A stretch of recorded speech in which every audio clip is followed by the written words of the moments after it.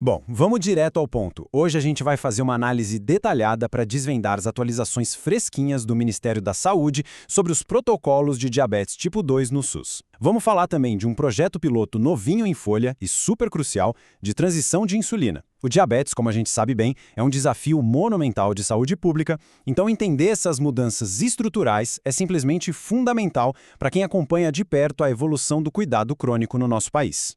E o que a gente vai cobrir hoje? Bem, vamos passar rapidamente pelo desafio do diabetes. Depois entraremos na atualização de protocolos clínicos. Em seguida, vamos detalhar o projeto piloto da Glargina, entender exatamente como realizar a transição e, por fim, fechar com as metas terapêuticas e a segurança.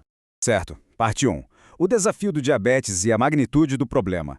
Para a gente realmente captar o porquê dessas atualizações do SUS serem tão urgentes, precisamos, antes de mais nada, encarar o tamanho real desse desafio na saúde pública.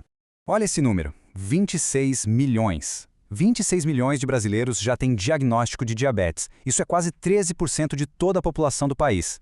É sem dúvida uma demanda colossal caindo direto sobre os ombros do sistema de saúde. E claro, isso exige recursos, exige infraestrutura e, principalmente, protocolos que sejam redondinhos, extremamente eficientes para evitar complicações em massa e garantir a qualidade de vida. E aqui a gente vê a verdadeira raiz do problema.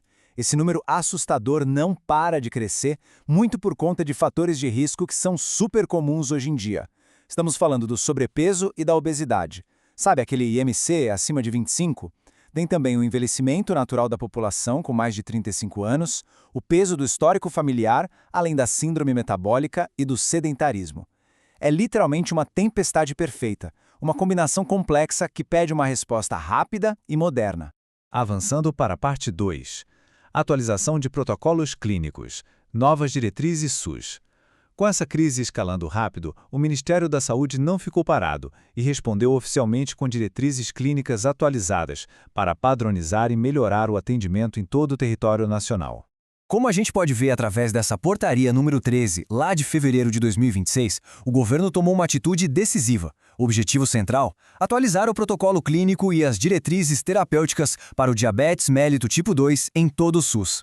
É aquele marco legal indispensável. Ele abre as portas para trazer tratamentos e fluxos que realmente conversem com a realidade atual que a gente acabou de ver. Mas espera aí, antes de mergulhar fundo nos novos tratamentos, vale a pena a gente relembrar rapidinho dois conceitos que são a bússola dessas diretrizes. Primeiro, a insulina basal. Ela é aquela que dá o controle de fundo, sabe? Contínuo, estável, agindo ali entre as refeições e durante a madrugada. Do outro lado, temos a insulina bolus, ou de ação rápida, que é o nosso ataque pontual, usado especificamente para segurar aqueles picos repentinos de glicose logo depois de comer. Ter isso fresco na memória é a chave para entender a grande sacada dessa atualização. O que nos leva à parte 3. O projeto piloto da Glargina, transição terapêutica. A cereja do bolo dessa atualização, na verdade, é uma intervenção super estratégica detalhada na nota técnica conjunta número 32. É um projeto piloto extremamente focado e com base sólida em evidências. A grande ideia dessa iniciativa é fazer a transição terapêutica de pacientes altamente vulneráveis. O plano é tirar o pessoal da insulina humana, NPH, e passar para a insulina Glargina, que tem uma ação bem mais prolongada e, muito importante, sem aqueles picos de ação. O foco agora no começo são pessoas idosas a partir de 80 anos, crianças e adolescentes de 2 a 17 anos com diabetes tipo 1 e, claro, casos novos elegíveis. E onde isso começa? Em 4 polos específicos, no Distrito Federal, no Amapá, na Paraíba e no Paraná. E por que essa escolha? O ponto crucial, a palavra de ordem aqui, é segurança. Esses grupos etários entraram como prioridade máxima porque eles convivem com um risco altíssimo e às vezes até fatal de sofrer com eventos adversos, especialmente a hipoglicemia grave. Eles precisam, para ontem, de uma insulina com perfil mais confiável, com esquemas mais estáveis e que facilitem muito a autonomia e o autocuidado no dia a dia. Chegamos então na parte 4. Como realizar a transição passo a passo. Vamos ver como isso se desenrola na vida real. Afinal de contas, como é que o pessoal lá na ponta, na atenção primária, deve conduzir essa transição no postinho de saúde, garantindo 100% de segurança? Olha, as regras do protocolo foram feitas para serem super diretas. Funciona assim. Se a pessoa toma insulina NPH só uma vez ao dia, a conversão para a Glargina é muito simples. É 1 para 1, a mesma dose, sem mistério. Agora, se a pessoa já usa NPH 2 ou mais vezes por dia, a história muda um pouquinho. O protocolo exige uma redução de 20% da dose total diária antes de entrar com a glargina. E isso é absolutamente vital para evitar aquelas quedas bruscas de glicose bem no meio dessa fase de adaptação. Vamos fazer as contas juntos, usando um exemplo prático direto do documento oficial? Imagina um paciente que usa 30 unidades de NPH no total por dia, sendo 20 de manhã e 10 à noite. O primeiro passo é somar tudo, o que dá 30. Depois, a gente aplica aquela regra da redução de 20%. É só multiplicar os 30 por 0,8. O que isso nos dá? Uma dose inicial super segura de 24 unidades de glargina. E o melhor, essa nova dose é aplicada só uma vez ao dia, num horário fixo, preferencialmente naquele mesmo horário em que o paciente tomava a maior dose da NPH. Simples assim. E, finalmente, a parte 5. Metas terapêuticas e segurança.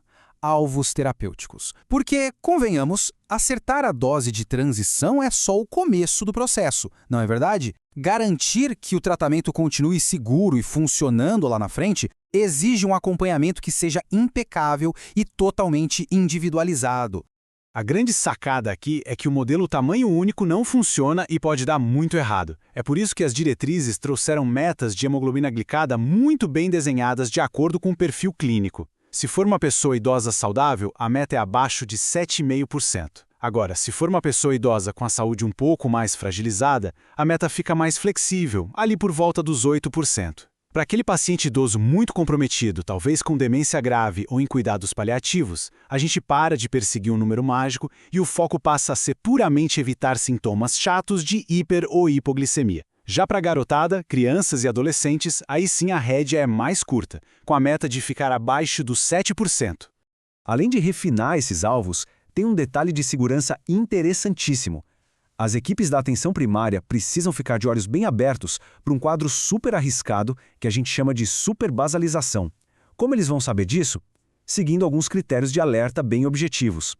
Sinais como usar uma dose basal acima de meia unidade por quilo por dia, ou quando a hemoglobina glicada não baixa, mesmo com a glicemia de jejum perfeitinha, sem contar aquelas quedas de glicose maiores que 50 mg de madrugada, tudo isso acende um baita de um alerta vermelho.